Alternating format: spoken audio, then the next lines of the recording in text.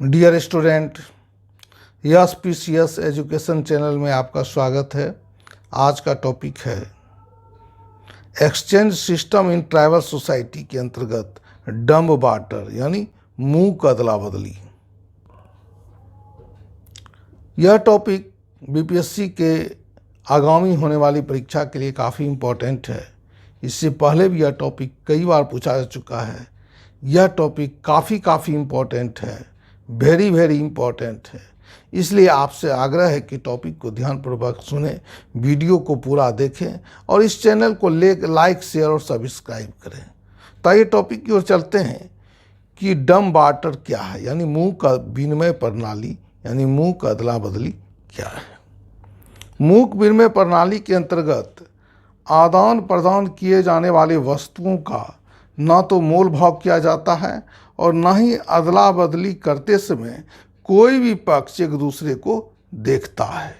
इस प्रकार से मूक विनिमय प्रणाली के अंतर्गत एक पक्ष अपने वस्तुओं को किसी निर्धारित स्थान पर रखकर चले जाते हैं और कुछ समय पश्चात दूसरा पक्ष उन वस्तुओं को लेकर बदले में अन्य वस्तुएं उसी स्थान पर रख देता है और इस प्रकार से अदला बदली की प्रक्रिया पूर्ण होती है।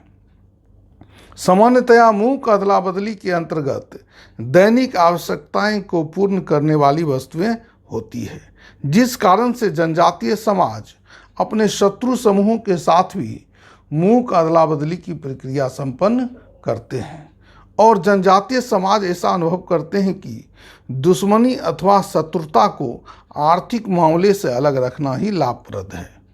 मलया के पिग्मी सेमंग तथा सकाई जनजाति के बीच शत्रुता के बाद भी मूक अदला बदली की प्रथा पाई जाती है। पिग्मी सेमंग अपने वस्तुओं को निर्धारित स्थान पर रखकर अपनी आवश्यकता के संकेत के साथ छोड़ देते हैं और जब सकाई लोग उन चीज़ों को वहाँ पर देखते हैं तो वे उन चीज़ों को लेकर उसके आवश्यकता के चीज़ को वहीं पर छोड़ देते हैं, जिसे बाद में सेमंग लोग फिर ले जाते हैं। इस प्रकार से हम पाते हैं कि पिग्मी सेमंग तथा सकाई जनजाति के बीच शत्रुता के बावजूद मूक अदला बदली के माध्यम से अपने दैनिक आवश्यकता की वस्तुओं को प्राप्त करते हैं।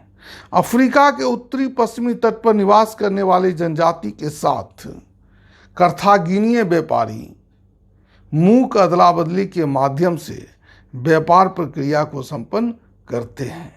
ये कर्थागिनीय व्यापारी अपने वस्तुओं को समुद्र के किनारे पर रखकर अपने जहाज में वापस लौट आते हैं और संकेत के तौर पर वस्तु रखे स्थान के पास आग जलाकर धुआं कर देते हैं, ताकि धुआं देखकर वहां के आसपास के जनजातीय समूह के लोग यह जान जाएं कि समुद्र के किनारे सामान रखा हुआ है।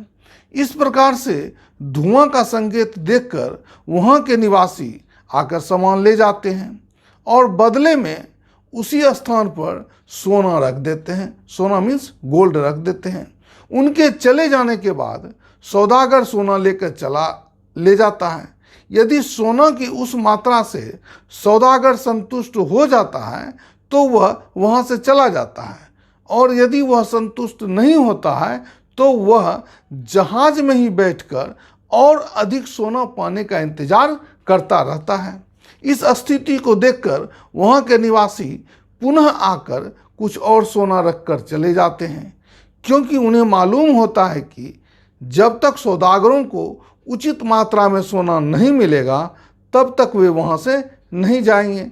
ऐसे व्यापार को नीरव व्यापार यानी साइलेंट ट्रेड के भी कहा जाता है। इसके साथ ही यह क्लास समाप्त होता है मित्रों। धन्यवाद।